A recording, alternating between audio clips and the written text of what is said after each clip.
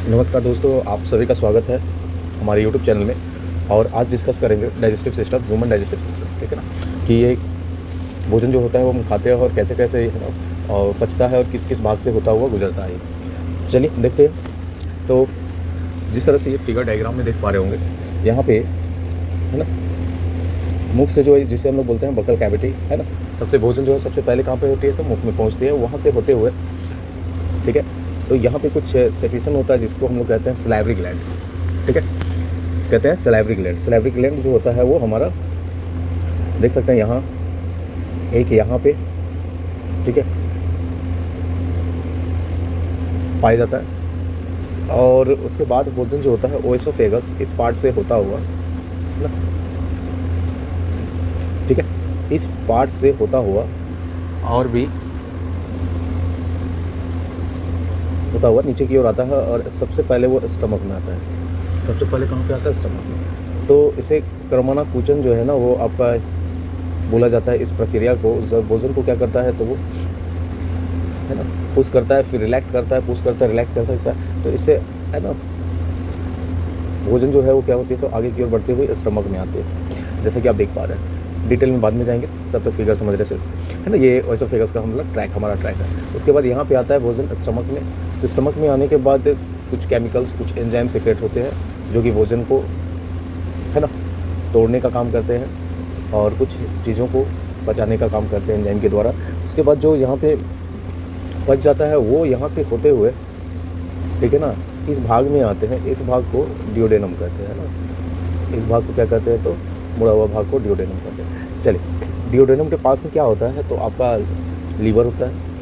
यहाँ पे देख सकते हैं ये गॉल ब्लाडर की बात कर रहा है। और यहाँ पे जो होता है इसके बीचों बीच लीफ लाइक स्ट्रक्चर होता है जिसको पैंक्रियाज कहते हैं, ठीक है। तो लीवर से कुछ सेक्रेशन होता है, पैंक्रियाज से कुछ सेक्रेशन होता है और यहाँ पे भोजन जो होता है वो, ठीक है ना, इसमें जो अलग अलग एलिमेंट पाए जाते हैं जैसे प्रोटीन हो गया और लिपिड हो गया और सारे के सारे जो होंगे ये सब क्या होते हैं तो यहाँ पे डाइजेस्ट होना स्टार्ट होता है। इसके बाद जो होता है वो भोजन जो होता है यहाँ पे, है ना, यहाँ पे 2 से 3 घंटे या 3 से 4 घंटा, है ना, यहाँ पे भोजन जो होता है वो रुकता है। उसके बाद यहाँ से होता हुआ वो स्मॉल इंटेस्टाइन का ट्रैक स्टार्ट हो जाता है यहाँ से, ठीक है, होता हुआ डियोडेनम में, समझ गए, कि स्टमक से डियोडेनम में होता हुआ जेजुनम में आता है, ठीक है।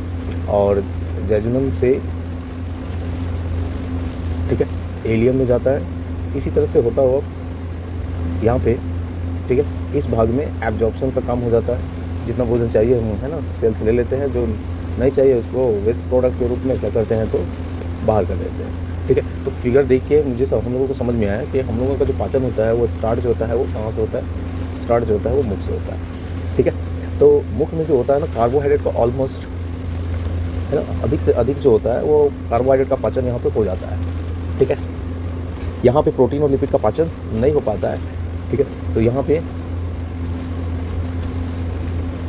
ठीक है, यहाँ से आगे बढ़ते हुए ये इधर। तो चलिए देखते हैं इसका डिटेल, है ना। उम्मीद है फिगर समझ गए होंगे, ठीक है।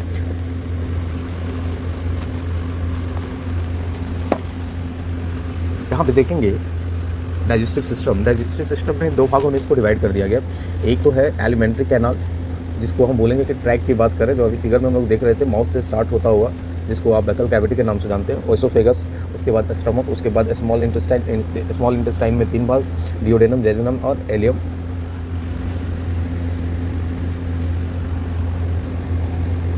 या एलम जो भी कर सकते हैं, है ना। उसके बाद लार्ज इंटेस्टाइन, कोलोन और रेक्टम। तो यहाँ पे आके जो होता है हमारा ट्रैक जो होता है वो कंप्लीट हो जाता है। इसके बाद जो है वो हमारा है एसोसिएटेड ग्लैंड।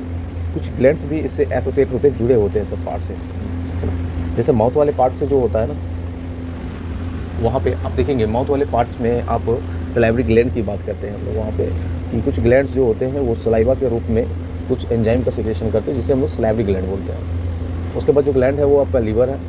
उसके बाद जो है वो पैंक्रियाज है, ठीक है। तो हम बोल सकते हैं यहाँ पे कि ये सभी डाइजेस्टिव जूस जो होते हैं, है ना, डाइजेस्टिव एंजाइम सेक्रेट करते हैं। ये डाइजेस्टिव ग्लैंड जो है ना, ये सारे ग्लैंड जो होते हैं एक डाइजेस्टिव जूस या डाइजेस्टिव एंजाइम कह लीजिए, सेक्रेट करने का काम करते हैं, है ना। तो किस में करते हैं तो एलिमेंट्री कैनाल में, यानी हमारे डाइजेस्टिव ट्रैक में करने का काम करते हैं। तो ये तो था, है ना, इन्फॉर्मेशन जहाँ पे हम लोग समझ सकते हैं कि डाइजेस्टिव सिस्टम में 2 पार्ट को कैसे मतलब कि डिवाइड किया गया है। तो एक जो है वो ट्रैक्ट और उसमें निकलने वाले जितने एंजाइम्स ग्लैंड्स की जो बात करेंगे वो। आइए देखते हैं। अब यहाँ पे जो होता है वो एक प्रोसेस के तहत हमारा जो होता है वो डाइजेस्टिव सिस्टम कंप्लीट होता है, ठीक है। उसमें प्रोसेस का स्टेप वाइज अगर बात किया जाए तो भोजन को पहला जो प्रक्रम होता है जहाँ पे आप भोजन को क्या करते हैं तो कंज्यूम करते हैं, जहाँ पे भोजन को, ठीक है। तो यहाँ पे फर्स्ट में देखेंगे कि जहाँ पे हम लोग भोजन का सेवन करते हैं ना, उस बात की बात किया जा रहा है, तो वो आपका फर्स्ट सेशन होता है या सेक्शन होता है, जो भी कर सकते हैं। नेक्स्ट जो होता है वो डाइजेशन की बात करता है, जहाँ पे पाचन क्रिया यानी भोजन को पचाने के लिए जो भी प्रोसेस कंप्लीट होता होगा, या जैसे कि कार्बोहाइड्रेट को पचाना है तो कहाँ पे होगा, प्रोटीन को पचाना है तो वो कहाँ पे होगा, लिपिड पच रहा है तो वो कहाँ हुआ, ठीक है। उसमें कौन कौन से एंजाइम सेक्रेट हो रहा है, कौन कौन से, है ना, कहीं पे हार्मोन्स कहाँ पे हार्मोन्स तैयार हो रहे हैं। तो ये सारी जो चीज़ें थी वो डाइजेशन की बात करते थे। उसके बाद आता है इंपॉर्टेंट चीज़ जो होता है एब्जॉर्प्शन। क्या सारे के सारे चीज़ एब्जॉर्ब कर लिए जाते हैं, ठीक है। यानी कि आपके पास जो है ना सेल को ज़रूरत हो, कोशिकाओं को ज़रूरत हो या बॉडी पार्ट को ज़रूरत हो, उतना ही चीज़ों को एब्जॉर्ब किया जाता है। तो यहाँ पे एब्जॉर्प्शन जो होता है वो ज़रूरत के अनुसार है, जितनी ज़रूरत होती है उतना एब्जॉर्ब किया जाता है, और बाकी जो होता है वेस्ट प्रोडक्ट के रूप में बाहर निकल जाता है ना। तो इसमें कुछ ब्लड में जो होते हैं, ब्लड के द्वारा जो होता है ना एब्जॉर्ब करते हैं, और ब्लड में जो होता है वो बचा हुआ भोजन को क्या करते हैं तो, है ना, घुल मिल जाते हैं और वो सेल तक क्या होते हैं पहुँचते हैं। तो इसका यहाँ पे जो घुलने मिलने की बात करेंगे वो होता है एसिमिलेशन, ठीक है। और लास्टली जो है वो अनडाइजेस्टेड फूड जो बात करते हैं, अनडाइजेस्टेड फूड की जो बात किया जाता है, वो फूड जो होता है वो बाहर की ओर निकल जाता है, ठीक है ना। चलो, तो इन्हीं स्टेप्स को सबको मिला के बोला जाता है कि ये एक डाइजेस्टिव सिस्टम है, जहाँ पे हम पाचन से रिलेटेड, है ना, सारे स्टेप और प्रोसेस को स्टडी करेंगे थोड़ा डिटेल में। चलिए आइए आप, तो डाइजेस्टिव सिस्टम की बात कर लेते हैं। यहाँ पे फर्स्ट जो है वो बोला गया है कि यहाँ भोजन का ग्रहण कंजम्पशन होता है, जब मुख गुहा में भोजन आता है तब पाचन की क्रिया स्टार्ट होती है। तो डायरेक्टली क्वेश्चन पूछा जाता है कि पाचन क्रिया जो होती है ना बॉडी के किस पार्ट से स्टार्ट होती है, तो हमारा जो आंसर होगा वो माउथ से होता है ना, ठीक है। अब यहाँ पे पाचन जो होता है वो किस किस चीज़ का पाचन होता है ना, ठीक है। तो यहाँ पे मेनली जो है वो आपका कार्बोहाइड्रेट का, इसका होता है तो कार्बोहाइड्रेट का, ठीक है। अब सेकंड पार्ट जो है वो आपका है डाइजेशन, ठीक है। तो डाइजेशन में चलिए देखते हैं कि भोजन का यहाँ पे क्या होना है तो पाचन होना है। पाचन होना है तो बगल कैविटी यानी मुख से स्टार्ट होना है ना। और यहाँ पे पहले पढ़ चुके हैं कि यहाँ पे मेनली जो है वो कार्बोहाइड्रेट का ही है ना पाचन कर पाता है, ठीक है। भोजन के फिजिकल पाचन में, है ना, ये बताया गया कि भोजन के पाचन में मुख में उपस्थित दांत मदद करते हैं। यानी भोजन जो हम लेते हैं ना वो उनको छोटे छोटे टुकड़ों में बांटने का जो काम करता है वो हमारा दांत करता है, टीथ करता है, ठीक है। इन्हें भी, है ना, 4 भागों में बांट दिया गया है, जिसमें ऊपर और निचले जाँव में 4 प्रकार के अलग अलग दांत पाए जाते हैं। पहला इंसिजर काटने का जो काम करता है ना आगे की ओर। कैनाइन चिकने फाड़ने वाला जो होता है वो दांत नुकीला। प्रीमोलर छोटे भाग में, ठीक है। और चौथा जो होता है वो मोलर होता है। तो ये 4 प्रकार के हमारे दांत जो होते हैं वो पाए जाते हैं, जो क्या करते हैं तो आपको भोजन को तोड़ने का, छोटा छोटा ग्राइंड करने का, है ना, ये सारे जो है वो ग्राइंडर के रूप में यूज होते हैं दोनों। वो लास्ट में जो दांत पाए जाते हैं, तो ये 4 जो है ना आपके दांत के प्रकार हैं, ठीक है। हमें इसमें ज़्यादा, अब देखिए रोल ऑफ, है ना, यहाँ से हमारा इंपॉर्टेंस, है ना, क्लास स्टार्ट होता है कि रोल ऑफ सलाइवरी ग्लैंड। अगर बगल कैविटी में फूड आ गया, मुख में आपने फूड ले लिया, आपने दांत के सहारे से उसे तोड़ दिया, तो उसमें उपस्थित जो होंगे भोजन में एलिमेंट जो होंगे वो 3 एलिमेंट पाए जाएंगे। पहला जो होगा वो कार्बोहाइड्रेट, प्रोटीन और लिपिड। भोजन में ये 3 प्रकार के, ठीक है, एलिमेंट जो होंगे वो, तत्व जो होंगे वो, पदार्थ जो होंगे वो आगे की ओर बढ़ेंगे। तो यहाँ पे जो होता है ना कि यहाँ पे बकल कैविटी में सलाइवरी ग्लैंड 3 पेयर में पाए जाते हैं, ठीक है। और उसमें से जो है ना वो सलाइवा जो निकलता है जिसे हम लोग लार बोलते हैं, उसमें एक एंजाइम पाया जाता है जिसको हम लोग टॉलिन्स, है ना, या तो एमाइलेज के नाम से जानते हैं, और एमाइलेज के नाम से जानते हैं। ठीक है। ये एक प्रकार का क्या है तो एंजाइम है, ये एक प्रकार का क्या है तो एंजाइम है। यानी एंजाइम जो होता है वो पार्टिसिपेट करता है भोजन को पचाने में, ठीक है। तो एमाइलेज का जो रोल होता है वो होता है आपका कार्बोहाइड्रेट को क्या कर देना, तो छोटे छोटे टुकड़ों में तोड़ देना है ना। टाइलिन क्या करता है, तो भोजन में जो कार्बोहाइड्रेट होते हैं जिसके कॉम्प्लेक्स फॉर्म जो होते हैं उसको सिंपलेस्ट फॉर्म में कन्वर्ट कर देता है। अब इसी में क्या होता है ना, इसी सलाइवा में जो होता है लाइसोजाइम पाया जाता है। ये लाइसोजाइम जो होता है ना वो हमारे भोजन के साथ में आए ना, जितने भी हानिकारक चीज़ होंगे उसको क्या करता है, डिस्ट्रॉय करता है या मारता है, ठीक है। तो यहाँ पे एक्चुअल में लाइसोजाइम है ना सभी जीवाणु कीटाणु को मारने का काम करता है ये। तो यहाँ पे एक फैक्ट देखेंगे कि ये हर दिन लगभग 1.5 लीटर जो होता है वो सलाइवा हमारे मुख से स्रावित होता है। Okay, first fact. दूसरा जो देखेंगे, खाना से पहले और बाद में लार का पीएच मान जो ना अप्रॉक्सीमेटली 6.8 के पास होता है, ठीक है। खाना से पहले और खाना के बाद में हमारा लार जो है वो पीएच वैल्यू जो रखता है वो 6.8 के पास रखता है। चलिए आगे फिर बढ़ते हैं, थोड़ा सा बात करते हैं टॉलिन की। टॉलिन एंजाइम, जिसको एमाइलेज भी नाम है ना से जानते हैं, ये भोजन में उपस्थित कॉम्प्लेक्स कार्बोहाइड्रेट को तोड़ने या पचाने का काम करता है। यानी स्टार्च अगर इसका कॉम्प्लेक्स फॉर्म है तो एमाइलेज एंजाइम जो होता है उसे माल्टोज शुगर में क्या कर देता है तो कन्वर्ट कर देता है, ठीक है। इसी तरह से कार्बोहाइड्रेट का जो पाचन है वो हमारे मुख से स्टार्ट होता है, यानी पाचन की क्रिया मुख से स्टार्ट होती है। ये बहुत बार कुछ पूछा हुआ क्वेश्चन, ठीक है, कि पाचन की क्रिया हमारे किस बॉडी पार्ट से स्टार्ट होती है, बताइए। तो नेक्स्ट चलिए बढ़ते हैं आगे की ओर। अगला जो है वो लाइसोजाइम की बात करते हैं। लाइसोजाइम, ठीक है, ये एक्चुअल में क्या है ना कि हमारे भोजन के साथ में आए जितने भी जीवाणु होते हैं उनको नष्ट कर देते हैं। अच्छा, इसके बाद जब हम लोग देखते हैं कि लाइसोजाइम कोई और भी इसकी उपयोगिता है, तो इसकी उपयोगिता लाइसोजाइम फिलहाल इतना इस पार्ट में इतना ही है कि लाइसोजाइम जो होंगे वो क्या करेंगे तो हमारे लिए जीवाणु कीटाणु जितने भी होते हैं उनको क्या करते हैं, नष्ट करने का काम करते हैं, ठीक है। और एक फैक्ट पढ़ेंगे जहाँ पे ये लाइसोजाइम जो होता है हमारे आंसू और पसीने में भी क्या होता है तो पाया जाता है, ठीक है। तो उम्मीद करता हूँ यहाँ तक समझ गए होंगे। चलिए आगे की ओर बढ़ते हैं, जहाँ पे हम लोग बात करेंगे ओएसोफेगस, ठीक है। यहाँ पे ओएसोफेगस की जब बात करते हैं ना तो ओएसोफेगस में किसी तरह का एंजाइम का सेक्रेशन नहीं होता है, यानी एंजाइम है ना ग्लैंड यहाँ पे नहीं पाए जाते हैं। तो सिंपल एक ट्रैक है जहाँ से भोजन जो होता है वो आपका आगे की ओर बढ़ता है, जो कि वो पार्ट होता है हमारा कौन सा तो स्टमक। यहाँ पे आप देख सकते हैं ये वाला पार्ट जो है वो यहाँ की हम लोग बात कर रहे हैं, ठीक है। चलिए नेक्स्ट बढ़ते हैं आगे की ओर, जहाँ पे हम बात करेंगे कि अमाशा यानी स्टमक के बारे में। तो स्टमक जो होता है वो जे शेप लाइक स्ट्रक्चर होता है, ठीक है। ये लेफ्ट साइड ऑफ एब्डोमेन के लेफ्ट साइड में ये पाया जाता है। याद रखेंगे, ये बहुत बार क्वेश्चन पूछा हुआ है कि इसका शेप कैसा होता है, तो इसका शेप जो है वो जे टाइप का होता है और एब्डोमेन के लेफ्ट साइड में ये पाया जाता है। दूसरी जो बात करेंगे, यहाँ पे भोजन जब आता होगा ना ये, तो यहाँ पे कुछ भोजन जो है वो कुछ देर के लिए रुकता है, ठीक है। तो वो 2 से 3 घंटे के लिए भोजन जो होता है वो पचने के लिए स्टमक में रहता है। अब यहाँ पे भोजन जो है वो कार्बोहाइड्रेट तो पहले से समझ में आ गया कि कार्बोहाइड्रेट का बहुत अप्रॉक्सीमेटली कह लिया जाए तो 80% जो होता है वो मुख में ही पच जाता है। उसके बाद जो बचता है वो ओएसोफेगस है ना, ओएसोफेगस से होता है वो अमाशय में पहुंचता है। उसके साथ में प्रोटीन और लिपिड भी होते हैं। तो अमाशय में स्पेशली जो होता है वो प्रोटीन का पाचन हो पाता है, ठीक है। क्या होता है तो प्रोटीन का। तो यहाँ पे कुछ अमाशयी रस जिसको आप बोलते हैं हम लोग जानते हैं, जिसको गैस्ट्रिक जूस के नाम से भी जाना जाता है, जिसका पीएच मान जो होता है 1.5 होता है, वो सेक्रेट करता है। तो वो एंजाइम होते कौन कौन से हैं, ठीक है ना।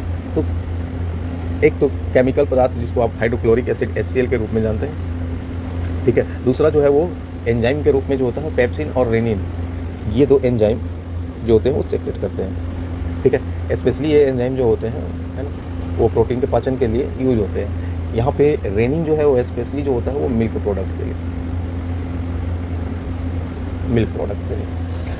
और अमाशय जो होता है उसका इनर है ना सरफेस जो होता है वो आपका म्यूकस का बना होता है, इनर लेयर ऑफ स्टमक, ठीक है। ये एक्चुअल में क्या करता है तो प्रोटेक्ट करता है, किससे करता है तो HCl से। किससे करता है HCl से।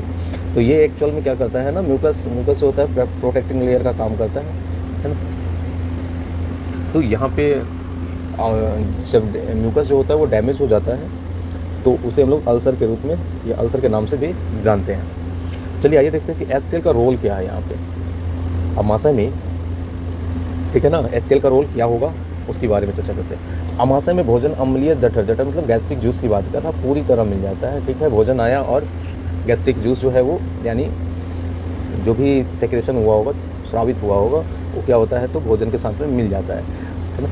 और क्योंकि ये HCl है तो ये भोजन को अम्लीय बना देता है। अम्लीय मतलब होता है एसिडिक, ठीक है। तो यहाँ स्टमक में जो होता है वो भोजन हमारा एक्चुअल में एसिडिक होता है ना, बाद में जाके वो बेसिक फॉर्म में कन्वर्ट होता है। चलिए, भोजन एसिडिक नेचर का हो जाता है, जिसे हम लोग काइम के नाम से जाना जाता है। किस नाम से जाना जाता है तो इसे काइम कहते हैं, ठीक है। चलिए, तो यहाँ पे समझ में आया HCl जो होता है वो आपका भोजन के साथ मिलता है। भोजन के साथ जब ये मिलता है, जिसे हम लोग है ना गैस्ट्रिक जूस के नाम से भी जाना जाता है, तो ये नेचर जो है वो बदल देता है, भोजन को एसिडिक फॉर्म में एकदम ला देता है, एसिडिक फॉर्म का। और जो मिलता है ये भोजन जो होता है ना जूस के साथ में जब मिलता है, तो ये इसका फॉर्मेशन को हम लोग काइम के नाम से जानते हैं, ठीक है। अब यहाँ पे HCl का रोल क्या है, तो HCl जो होता है जितने बैक्टीरिया इत्यादि जो होते हैं, है ना, उसे क्या करता है तो ये मार देता है, मारने का काम करता है।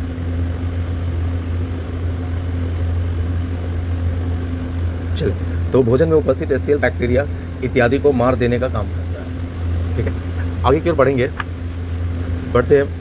सेकंड नंबर में है यहाँ पे पेप्सिन, है ना।